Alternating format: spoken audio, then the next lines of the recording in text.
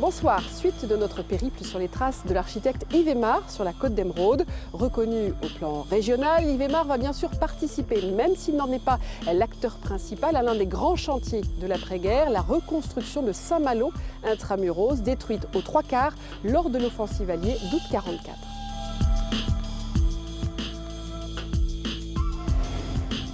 Yves Aymard est ainsi chargé de reconstruire 5 îlots, dont celui-ci rue Guy-Louvel.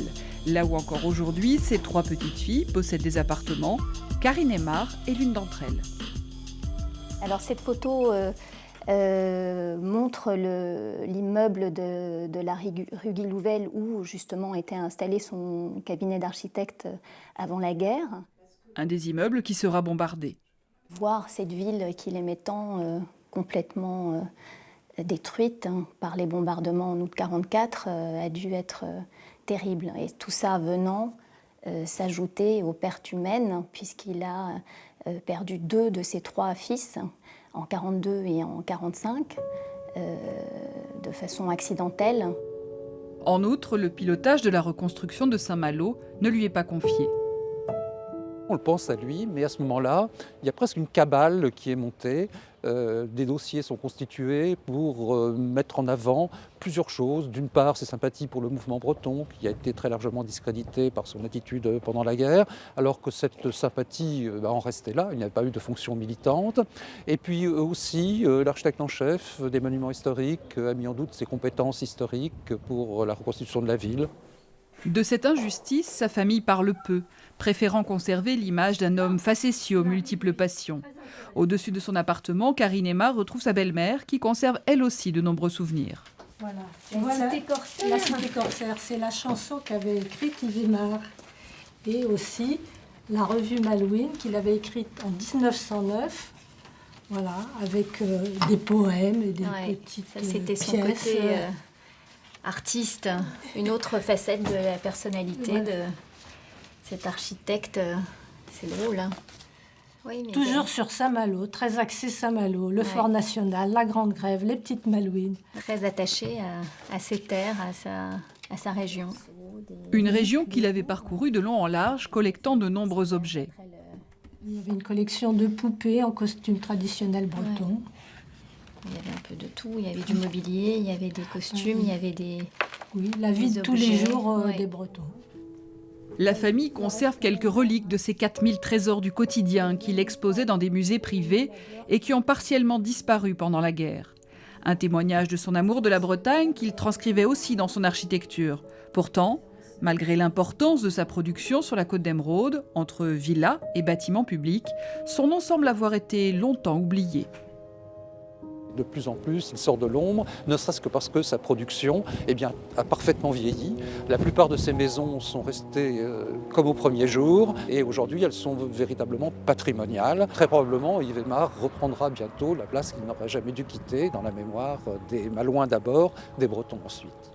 Je trouve ça assez beau que, là je vois une photo du Cap Fréhel, que son dernier ouvrage soit un phare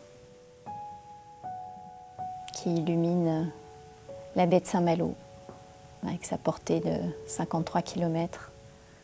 C'est quand même beau de terminer par un phare.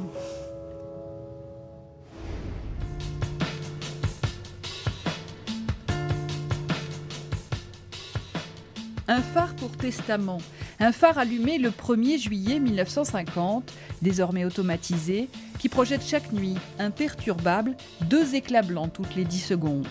Un géant de granit de 33 mètres de haut, édifié après 4 ans de travaux titanesques et classé monument historique en 2011.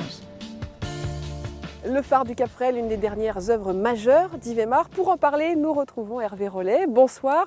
Vous êtes chargé de la protection des monuments historiques sur toute la côte Nord-Bretagne pour la Direction régionale des affaires culturelles de Bretagne. Ce phare, c'est une commande. Oui, en effet, le phare précédent, le 3e du nom, a été détruit par l'armée allemande en juillet 1944. Et donc il y avait la nécessité pour l'administration des phares de reconstruire un ouvrage aussi de signalisation. Et donc, en fait, l'administration souhaite former une équipe entre les ingénieurs des ponts et chaussées et des architectes choisis localement pour donner précisément une couleur un peu locale aux différents ouvrages construits sur les côtes françaises. Comment Yves Aymar répond à cette commande?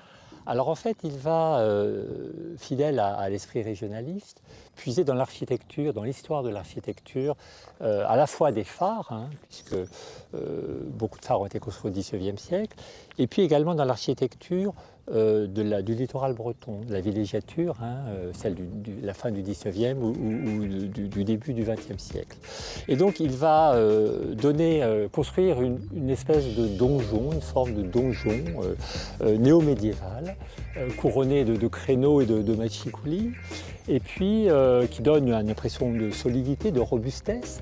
Et puis la partie du soubassement où sont rassemblées les salles techniques et les logements des gardiens, il va s'inspirer là de l'architecture italienne. À l'époque, c'est un peu anachronique. Oui, en effet, la démarche de cet architecte n'est pas une démarche de rupture, mais au contraire de continuité.